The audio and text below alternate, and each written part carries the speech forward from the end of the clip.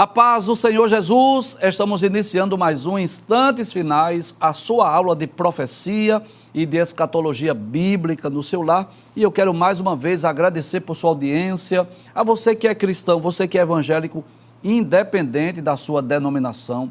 Pela graça de Deus, estamos sendo assistidos por um grande número de pessoas evangélicas das mais diversas denominações, que apesar de termos alguns pontos divergentes no que diz respeito às doutrinas bíblicas, mas somos todos unidos pelo sangue de Jesus. Agradeço também a você que ainda não é cristão, a você que não é evangélico, talvez pertença a outra religião, e eu quero deixar bem claro aqui que um dos nossos objetivos é que o Espírito Santo de Deus possa falar ao seu coração e você possa receber Jesus como seu Salvador pessoal. Que Deus te abençoe, que as bênçãos de Deus continuem sendo derramadas sobre a sua vida, sobre toda a sua família. Obrigado por permitirmos entrar na sua casa mais uma vez. Seja muito bem-vindo aos Instantes Finais. Eu gostaria de lembrar mais uma vez que você pode assistir a nossa programação não só pela TV, mas também pelo YouTube, em dois canais diferentes, Tem o Rede Brasil Oficial e o IEADPE Live. Inclusive, se você deseja rever um dos nossos programas sobre os eventos escatológicos, sobre o comentário do Apocalipse versículo por versículo, o comentário do livro de Daniel versículo por versículo, ou talvez um desses programas dessa temporada atual, sobre a infalibilidade das profecias bíblicas, você pode ir no playlist, esses programas já estão disponíveis.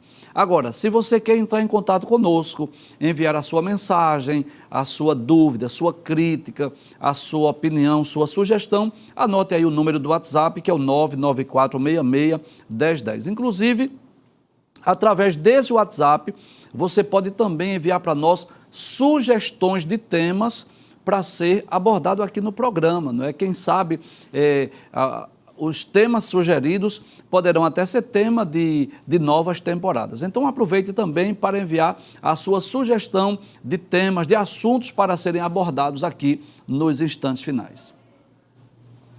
Como é do seu conhecimento, nós estamos estudando sobre a infalibilidade das profecias bíblicas. Já há alguns meses que estamos estudando as profecias, os seus cumprimentos. Traz a tela, por favor. Estamos trazendo também, extraindo lições para as nossas vidas. Isso mesmo. Estamos procurando, à medida que estamos explicando as profecias, falando acerca do seu cumprimento, também extraindo lições para as nossas vidas. Nos programas anteriores, nós demos início a uma série de estudos sobre as profecias do livro de Zacarias. Abre a tela principal, isso, livro do profeta Zacarias, que é um dos profetas chamados de pós-exílicos, Zacarias, Ageu e Malaquias, foram os três profetas que foram levantados por Deus para profetizar depois do cativeiro babilônico. Zacarias profetizou mais ou menos por volta do ano 520 a.C.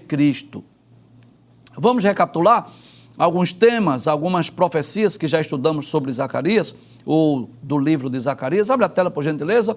Bem, estudamos uma exortação ao arrependimento, que está nos primeiros 6 versículos do livro. Estudamos também sobre a reconstrução do templo.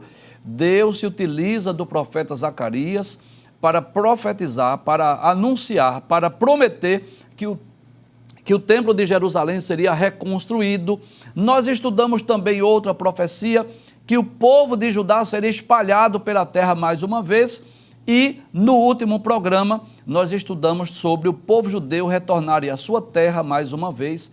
Nós estudamos aí algumas promessas e, baseado nesse texto, Zacarias capítulo 8, versículos 1 a 8, nós dissemos no programa anterior que algumas dessas profecias já se cumpriram, nos dias de Neemias, se cumpriu também em maio de 1948, mas há um aspecto dessa profecia que vai se cumprir ainda no futuro, no período do reino milenial. Hoje nós vamos estudar outra profecia de Zacarias, também no capítulo de número 8. Abre a tela, por gentileza. Isso, bênçãos prometidas ao povo judeu. Se você estiver com a sua Bíblia, traz a tela, por favor, depois eu vou mostrar essa imagem. Se você estiver com a sua Bíblia, você vai perceber que a epígrafe do capítulo 8 é exatamente assim: bênçãos prometidas.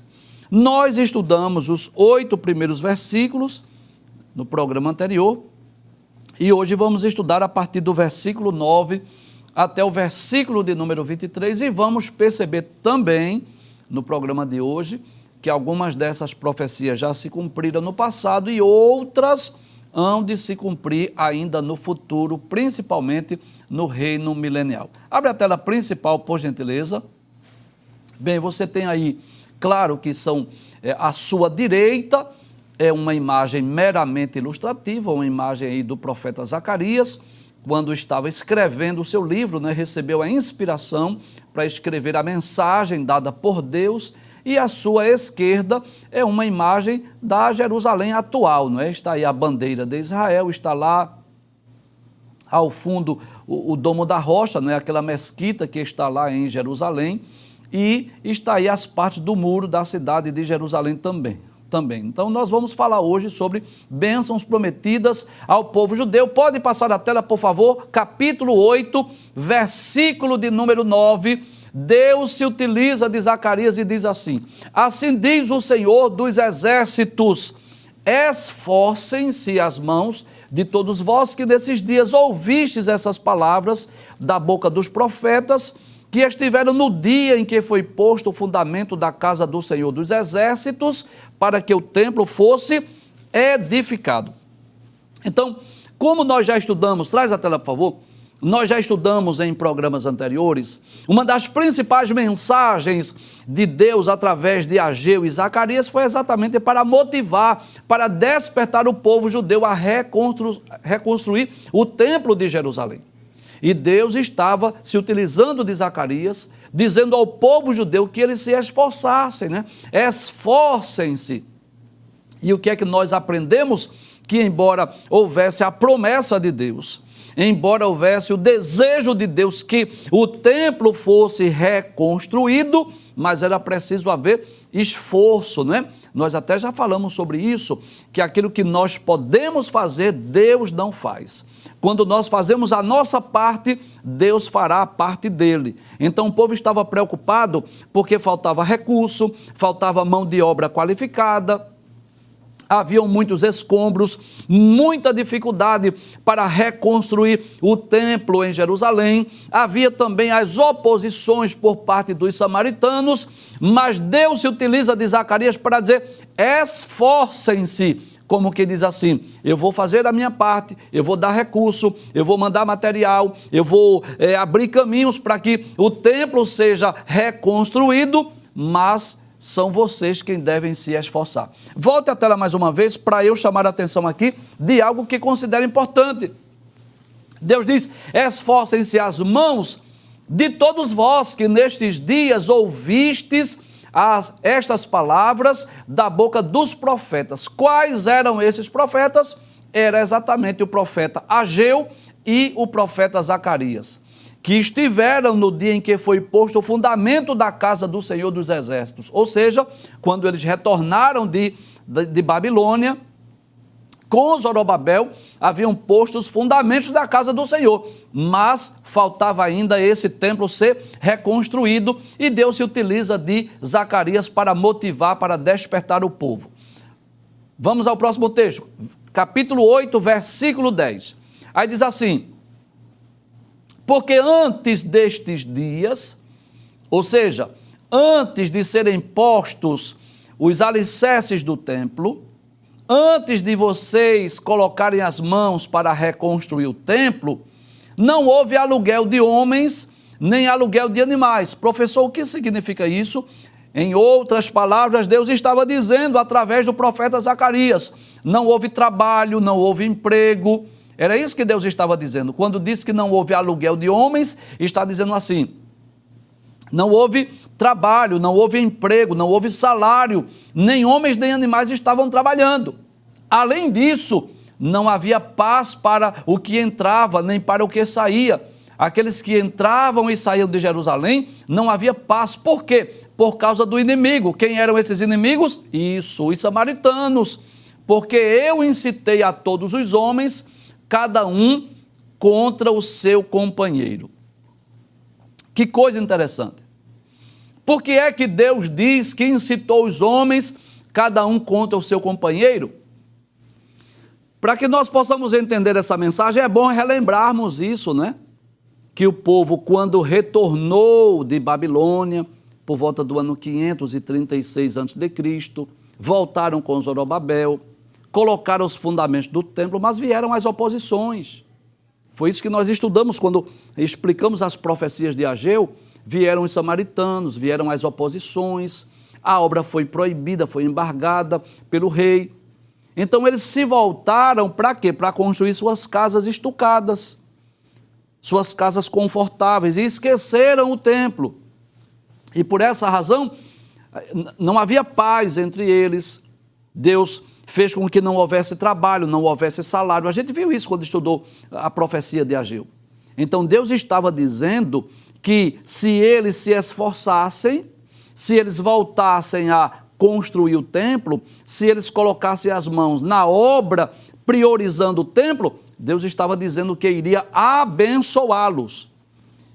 Passa o texto mais uma vez, por favor, versículo de número 11. Observe o que Deus diz. Mas agora não serei para com o resto desse povo, como nos primeiros dias, diz o Senhor dos Exércitos. Não, eu não vou fazer como fiz nos primeiros dias. Em outras palavras, Deus estava dizendo, eu vou mudar a história. Deus estava dizendo, eu vou abençoá-los.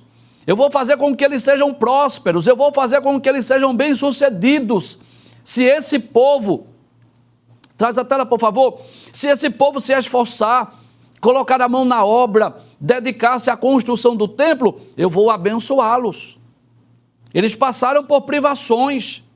Houve período em que não havia trabalho, não havia salário, não havia emprego, eles não tinham fartura, abundância, mas se eles se esforçarem, se eles colocarem as mãos para construir o templo, eu vou mudar a história. Eu não vou agir como eu estava agindo, que eu estava incitando os inimigos contra eles, para que eles pudessem priorizar a obra do templo. Passe o texto, por favor, versículo de número 12. Aí Deus diz assim, que coisa interessante. Deus diz assim, porque a semente prosperará, a vide dará o seu fruto, e a terra dará sua novidade, e os céus darão o seu orvalho, e farei que o resto desse povo herde tudo isso. Que coisa interessante. Traz a tela, por favor. Quando nós lemos Ageu, capítulo 1, versículos 6 e versículo 9, nós vamos perceber que o povo, quando voltou de Babilônia, que a obra do templo foi embargada, que eles voltaram a sua atenção para as suas casas, Deus não fez eles prosperarem. Lembra disso? Veja o que está em Ageu, capítulo 1, versículo 6 e versículo de número 9, que nós já estudamos em programas anteriores. Diz assim, semeais muito e recolheis pouco. Deus havia dito através de Ageu, vocês trabalham muito, plantam muito, mas a colheita é pequena. Deus disse, comeis, mas não vos fartais. Vocês até se alimentam, mas não saciam a fome de vocês. Vocês bebem, mas não vos saciais. Vocês não matam a sede, a água parece que é pouca. Vestivos, mas ninguém se aquece. A roupa não é suficiente, vocês ficam com frio. E o que recebe salário num saquetel furado. Ou seja, o dinheiro logo acaba, parece que está num saco furado. Versículo de número 9. Deus diz, Ageu, capítulo 1, versículo 9. Olhastes para muito, mas eis que alcançastes pouco. Vocês até sonharam, planejaram, quiseram expandir a plantação, queriam obter mais dinheiro, mais recurso, mas Deus disse, mas vocês alcançaram pouco. Sonharam, planejaram, mas não tiveram o resultado esperado. E esse pouco, quando trouxeste para casa, eu lhe assoprei. Deus estava dizendo, eu soprei, vocês não tiveram muitos recursos. Aí por que, disse o Senhor dos Exércitos? Por causa da minha casa que está deserta e cada um de vós corre à sua própria casa. É por essa razão. Enquanto A obra do templo está embargada, parada. Enquanto vocês não voltarem a atenção para o templo, eu não vou fazer vocês prosperarem. Mas que coisa interessante. Aí Deus se utiliza de Zacarias para dizer o inverso agora. Primeiro Deus diz, esforçai-vos, se esforcem, trabalhem. Aí Deus diz assim, e veja o que é que eu vou fazer com vocês. Veja que mensagem diferente daquela mensagem lá de Ageu, que Deus estava dizendo que eles estavam plantando muito, colhendo pouco. Estavam comendo, mas não estavam saciando-se. Estavam bebendo, mas não estavam matando a sua sede. Estavam se vestindo, mas ainda estava com frio. O dinheiro era pouco, parecia que estava num saco furado. Mas veja agora o que é que Deus diz. Abre a tela, por gentileza, versículo de número 12. Aí Deus diz assim, a semente vai prosperar. O que era que Deus estava dizendo? Eu vou fazer com que a terra seja próspera, frutífera, com que haja lavoura, com que haja alimento, com que haja abundância. Deus disse a vide. O que é a vide, professor? É a videira, é o pé a plantação de uvas. Deus disse a vide dará o seu fruto, haverá muita uva para vocês tomarem suco, para vocês fazerem seus vinhos, para vocês se alimentarem. Deus disse a terra dará a sua novidade. O que é a novidade? A plantação, a lavoura. Os céus darão o seu orvalho e farei que o resto desse povo herde tudo isso. Que coisa interessante. Deus está dizendo, sou eu quem tem o controle de tudo. É Deus quem tem o controle sobre a natureza, sobre a plantação, sobre a lavoura, sobre a agricultura. E Deus estava dizendo, eu vou abençoar vocês. Mas olha, para que isso aconteça, o que é que vocês têm que fazer? Se esforcem, coloquem a mão na obra, volte a atenção para a construção do templo, que as bênçãos irão alcançar vocês. Passe o texto, por favor, versículo de número 13. Aí Deus diz assim, e há de acontecer, ó casa de Judá, e ó casa de Israel, que assim como fostes uma maldição entre as nações. Como assim, professor? O povo judeu foi uma maldição entre as nações. Porque foram espalhados, né? Cativeiro assírio, cativeiro babilônico, eles se sentiram, as demais nações viram eles como um povo amaldiçoado por Deus por causa das dispersões. Aí Deus diz, assim vos salvarei e sereis uma bênção. Não temais, esforcem-se as mãos. Olha aí a promessa de Deus. Olha aí as bênçãos prometidas ao povo de Israel, ao povo judeu. Deus está dizendo assim, vocês foram considerados por outras nações como um povo amaldiçoado, como uma maldição entre as nações, quando vocês foram dispersos, quando vocês foram espalhados. Aí Deus diz, assim vos salvarei, eu vou socorrer vocês, e vocês serão o quê? Uma bênção. E o que me faz lembrar, traz a tela por favor, que Deus tem o poder de tornar a maldição em bênção. Você lembra do que José disse aos seus irmãos? José disse a seus irmãos, olha, vocês bem tentaram mal contra mim, mas Deus tornou o mal em bem. Deus tornou a maldição em bênção. É Deus que tem esse poder. Então, às vezes, o crente está sendo provado, ou afligido, ou tentado, ou perseguido, ou vivendo, não é o povo de Deus, um momento de privações, de necessidade, de provações, de escassez. Todos nós passamos por esses momentos. Todos nós passamos por lutas, por provas, por adversidades. Mas o que é que Deus está dizendo ao povo judeu? Vocês serão uma bênção, eu vou abençoar vocês, eu vou mudar a história de vocês. Eu vou fazer com que vocês sejam prósperos, eu vou fazer com que a terra seja frutífera, seja produzida, eu vou mandar orvalho, eu vou fazer com que a terra possa produzir a novidade da terra. E o que nós aprendemos? Deus tem o poder de tornar maldição em bênção, tristeza em alegria, desespero em esperança. E é isso que Deus está dizendo que vai fazer com o povo judeu. Abre a tela mais uma vez. Aí diz assim, assim vos salvarei e sereis uma bênção, não temais. Agora, para isso, Deus diz, esforcem-se as vossas mãos, trabalhem. Não parem de reconstruir o templo. Pode passar o texto, por favor, versículo 14. Aí diz assim, porque assim diz o Senhor dos Exércitos, Assim como pensei fazer-vos mal, quando vossos pais me provocaram a ira, diz o Senhor dos Exércitos, e não me arrependi. Deus está trazendo a lembrança, a memória do povo, o cativeiro babilônico. Talvez alguém me pergunte, professor, e Deus às vezes pensa em fazer mal? Sim, mas em que sentido? Fazer mal no sentido de punição, traz a tela, no sentido de castigo.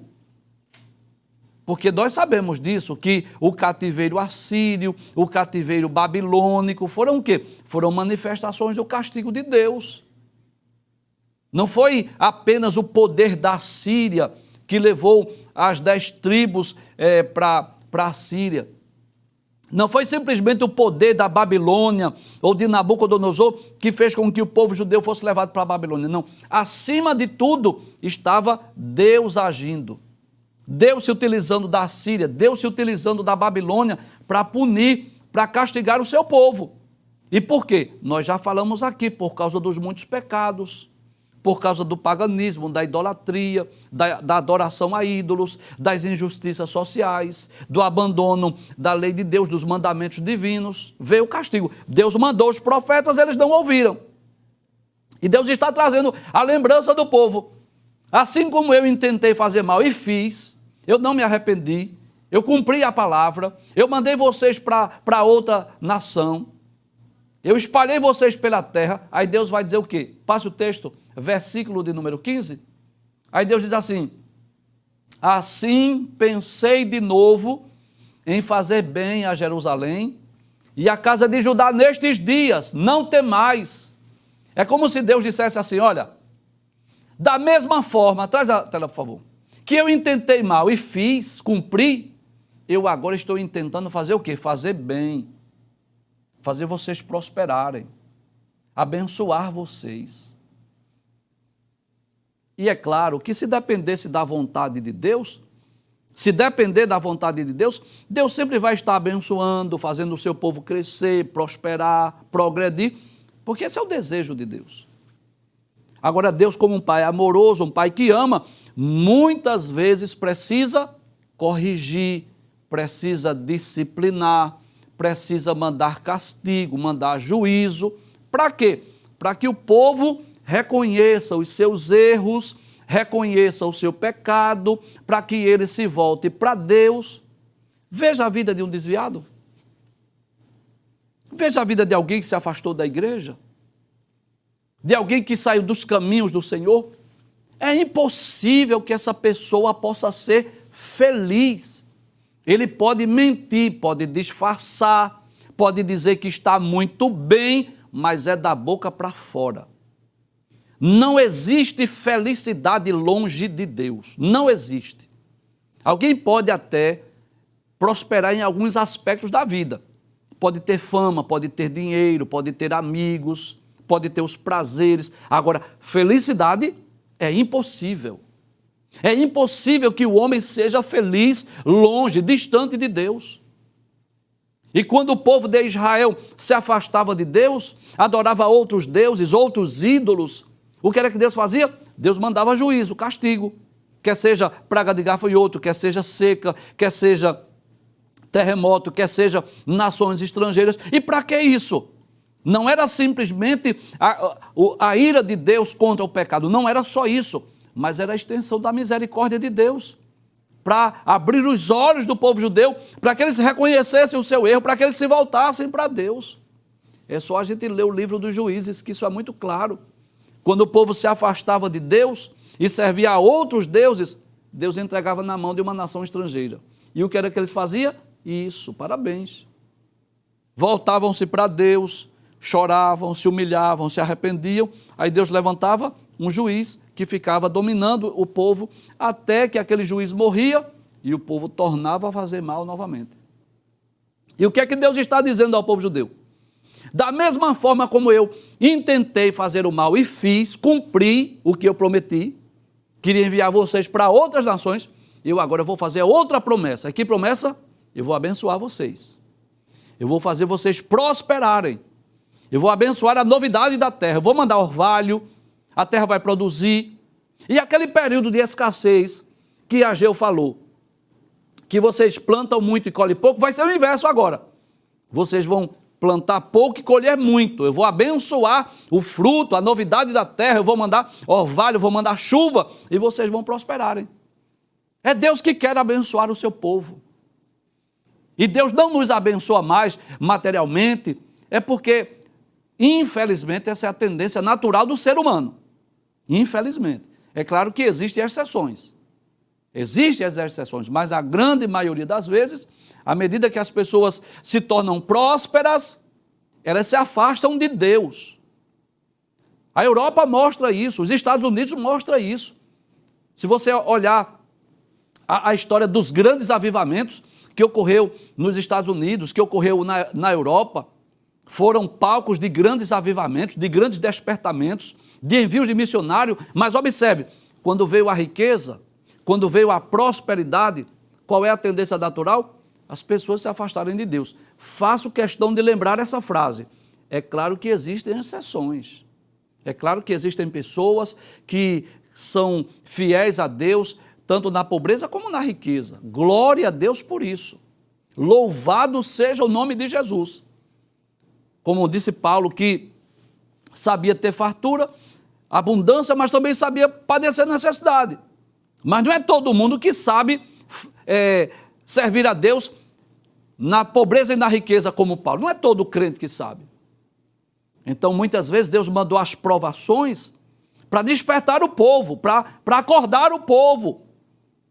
Deus estava dizendo através de Ageu, vocês não estão prosperando porque vocês não estão com os olhos, o coração voltado para o templo. Aí Deus agora diz através de Zacarias, se vocês se esforçarem, eu vou abençoar vocês. Eu vou fazer a terra produzir. E da mesma forma que eu disse que iria castigá-los e castiguei, eu agora estou intentando abençoar vocês. Passa o texto, por favor, versículo de número 16. Aí Deus diz ainda, eis as coisas que deveis fazer. Opa, agora vem os mandamentos. Traz a tela, por favor. Porque tem pessoas que só querem as bênçãos de Deus, as promessas de Deus.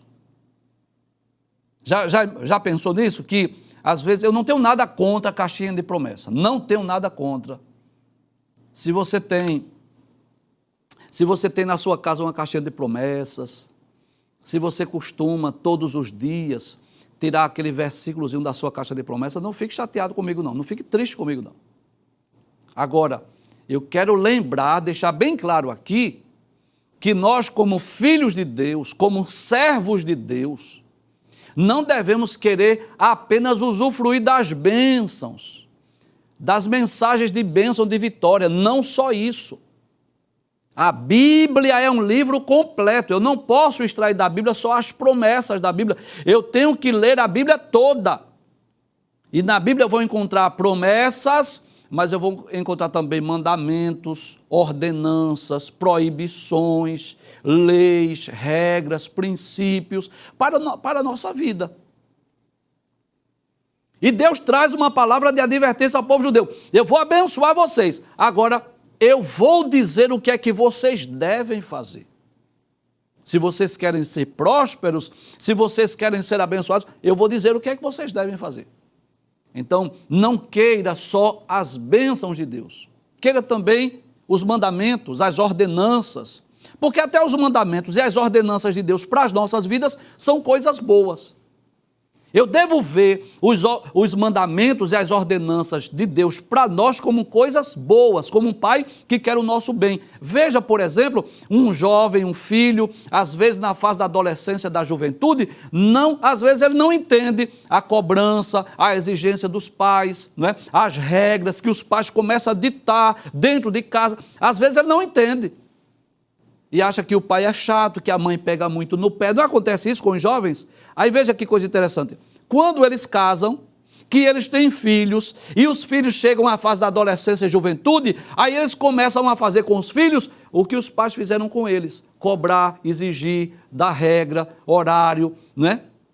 começa a estar observando os filhos, aí ele vai reconhecer que quando o pai fez com eles, queriam o bem, e por isso que eles estão fazendo com os filhos.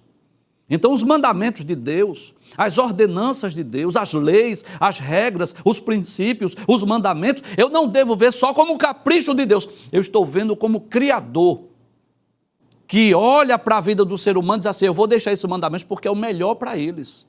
Eu quero o bem deles. É por isso que a Bíblia é conhecida, não é, como o manual do crente, do servo de Deus. E se você compra, por exemplo, um produto eletrônico, eletroeletrônico, um eletrodoméstico, por exemplo, ele vai vir com um manual. Ou um manual físico, aquele livrinho, ou aquele manual que é virtual, tecnológico, né? Então, naquele manual, tem ali as orientações para que você possa fazer um bom manuseio daquele produto. Então eu posso dizer que a Bíblia é essa espécie desse manual, dado por Deus, pelo Criador, para que nós possamos viver bem. E nesse manual, Deus vai dar tanto as bênçãos, as promessas, mas também vai falar sobre os mandamentos, as leis, as regras, os princípios para o nosso viver diário. Aí Deus diz ao povo judeu, eu vou abençoar vocês. Agora tem um detalhe, viu? Eu vou dizer o que é que vocês têm que fazer. Abre a tela, por gentileza. Aí Deus diz assim, eis as coisas que deveis fazer. Primeiro, fale a verdade. Cada um com o seu companheiro. Não ande com mentira. Por quê? Porque Jesus disse que a mentira é coisa do diabo. O diabo é o pai da mentira. João 8,44. Um crente, um servo de Deus não pode andar com mentira, não pode faltar com a verdade. Deus está dizendo ao povo judeu, fale a verdade, não ande com mentira, com engano. O que mais? Executar juízo de verdade. Que significa isso, professor? Faça justiça. Não use de 2 pesos e 2 medidas. Seja justo nos seus negócios, seja justo nos seus tribunais. E de paz nas vossas portas. Então, executai juízo de verdade e de paz nas vossas portas. Por que nas vossas portas? Porque nos tempos bíblicos, os juízes estavam aonde? Nas portas da cidade. Deus estava dizendo, exerçam juízo, faça o que é justo, o que é correto. Passe o texto, por favor, versículo 17. E nenhum de vós pense mal no seu coração contra seu companheiro. Não fique maquinando, pensando mal, desejando mal, planejando mal contra o seu companheiro. Nem ame o juramento falso, falso juramento, falso testemunho. Não faça isso. Você não deve ir a um tribunal para mentir, para enganar as pessoas. Deus está dizendo, seja verdadeiro. Se você for chamado a depor no tribunal, fale a verdade. Independente de você ser amigo de A ou de B, você tem que falar a verdade diante do tribunal. Aí por quê? Porque todas estas coisas eu aborreço, diz o Senhor, né? Então Deus aborrece as injustiças, Deus aborrece a mentira, Deus aborrece a pessoa que fica maquinando mal no seu coração contra o seu companheiro, Deus abomina o falso juramento, todas essas coisas. Então Deus está dizendo ao povo judeu assim, eu vou abençoar vocês, eu quero mandar fartura, abundância, eu vou fazer a terra produtiva. Agora, vocês vão ter que fazer isso aqui. Para que eu abençoe vocês, vocês vão precisar estar dentro desse padrão, desse modelo que eu estabeleci na minha lei, na minha palavra. Passe o texto, por favor, versículos 18 e 19. E a palavra do Senhor dos Exércitos veio a mim dizendo, assim diz o Senhor dos Exércitos, o jejum do 4º mês, o jejum do 5º, o jejum do 7º e o jejum do 10º mês, será para a casa de Judá gozo e alegria e festividades solenes. Amai, pois, a verdade e a paz. O que é que Deus está dizendo? Esse jejum que vocês faziam quando estavam lá em Babilônia, que vocês jejuavam, mas estavam tristes, porque estavam longe do templo, porque vocês estavam longe da sua pátria, ou esse jejum que vocês fizeram quando vocês retornaram do cativeiro, mas estavam tristes porque faltava recurso, faltava alimento, não tinha roupa suficiente, era um jejum de tristeza. Deus está dizendo, eu vou transformar esse jejum em alegria. Vocês vão jejuar, mas vocês vão jejuar alegre, porque eu vou abençoar vocês, eu vou fazer vocês prosperarem. Passe o texto, por favor, versículo de número 20 e 21. Olha a promessa, veja que promessa maravilhosa. que já está se cumprindo em nossos dias. Assim diz o Senhor dos Exércitos. Ainda sucederá que virão povos e habitantes de muitas cidades, e os habitantes de uma cidade irão a outra, dizendo: vamos depressa suplicar o favor do Senhor e buscar o Senhor dos Exércitos, eu também irei. Que coisa extraordinária. Deixa essa tela aí, por favor. Literalmente, esta profecia já está se cumprindo em nossos dias. Aí está a imagem, né? uma foto aí do Muro das Lamentações, que recebe milhares de peregrinos, de pessoas do mundo inteiro, que vão ao Muro das Lamentações fazer suas preces, suas orações, colocar lá nas frechas do muro seus pedidos de oração.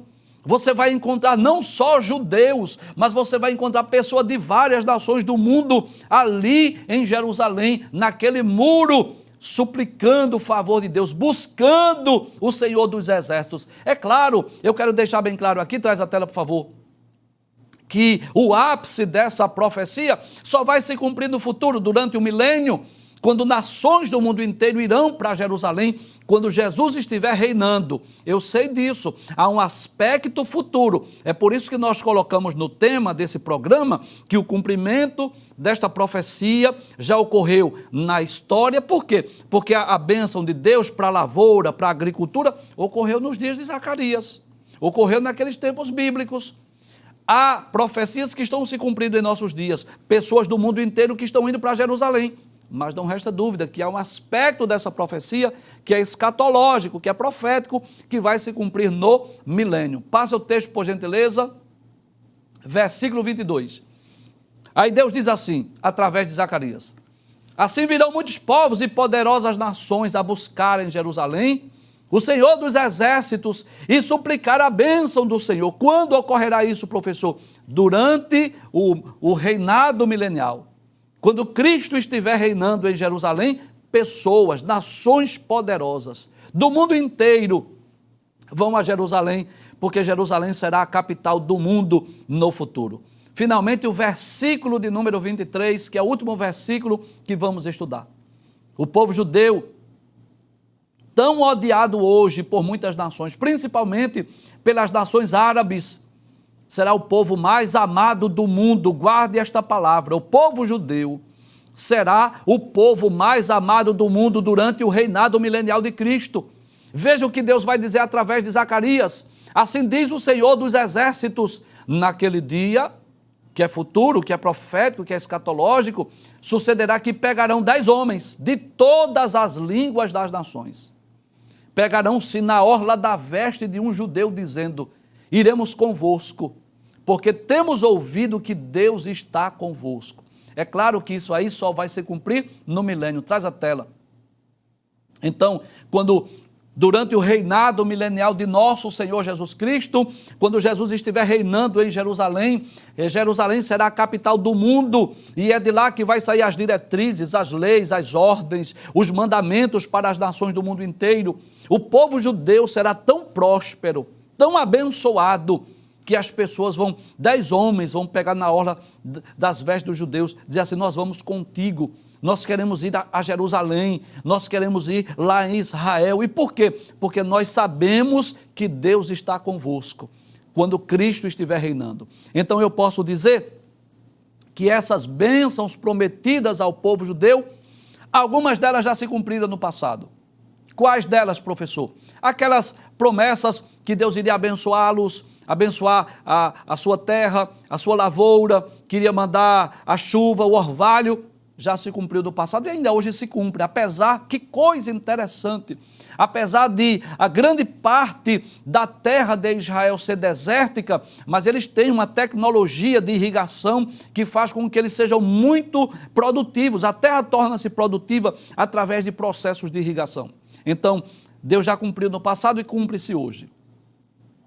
Outra profecia que está se cumprindo hoje é que pessoas do mundo inteiro, de várias nações, irão para Jerusalém, como acontece hoje, vão fazer suas preces lá no Muro das Lamentações. Mas haverá ainda um período futuro, profético, escatológico no milênio, que os homens irão pegar na orla das vestes do judeu, dizer assim, nós vamos contigo, porque nós sabemos que Deus está convosco. Por isso que no cumprimento desta profecia nós dissemos assim, que em certo aspecto já se cumpriu na história e em certo aspecto há de se cumprir no futuro.